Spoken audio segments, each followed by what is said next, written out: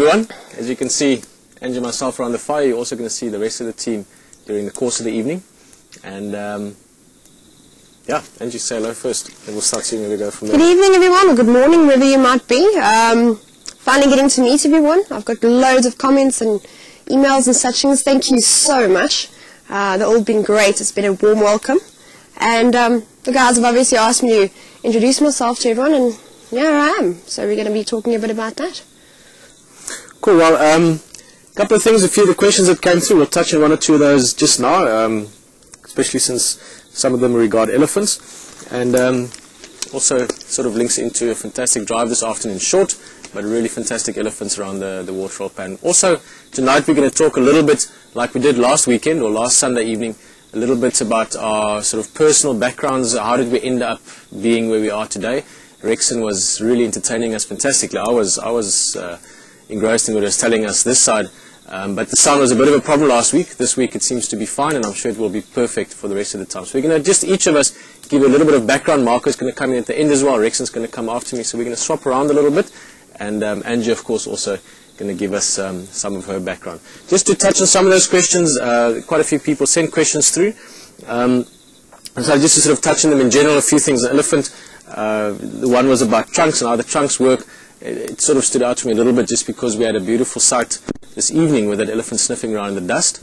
Basically, the question was referring to how the trunk is put together, if you want. I mean, in terms of muscle and so on. It literally is a long nose with two nostrils running down the length of it, and just a whole bunch of, Angie, I mean, you probably know as well, over time it's one of those guiding things, 60,000, 30,000, 90,000, thousands of muscles in it. Thousands of muscles in it, yes, yes. They talk about thousands of muscles in the elephant trunk, but the essential thing about an elephant trunk, it's just muscle and no bone.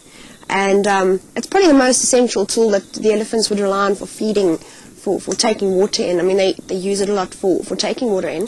There's no official stopping mechanism. They just have full control of their trunk.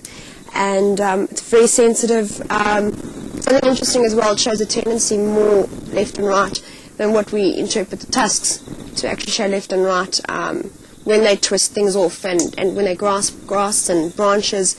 Just watch the direction they actually twist in. It shows you a bit of a tendency to which side they're inclined to use. Just a bit of extra information for interest in that. Peter, anything from your side on that? Not really. Chatting about, I was just thinking about one or two other things regarding elephants. A couple of other questions that were about as well. The one was, I think, quite an important one just to touch on.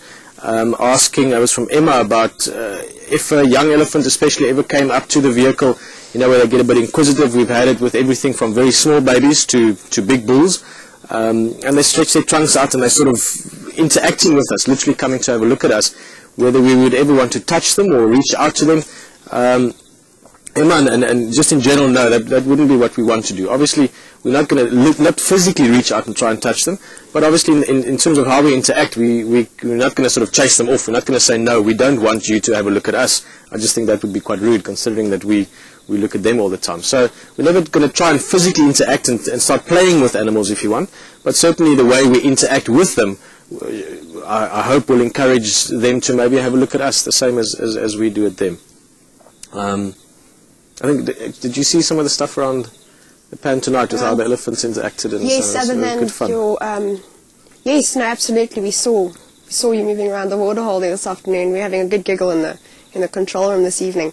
I think definitely the biggest thing is when we are observing animals, we need to remember we're in their environment. We need to respect that. If they want to approach, it's usually out of curiosity. Obviously, if you're not giving them any reason to feel threatened. So if they approach, it's fine. I think let them approach, don't approach them. If they try to touch, let them do that. Sometimes if you would try to reach out to an elephant or a lot of creatures, they might perceive that to be a threat and react in a bad way. The best is just to sit back and let them carry on unless they start chewing on a body part. You know, that's understandable. But leave me alone. Let them, yeah.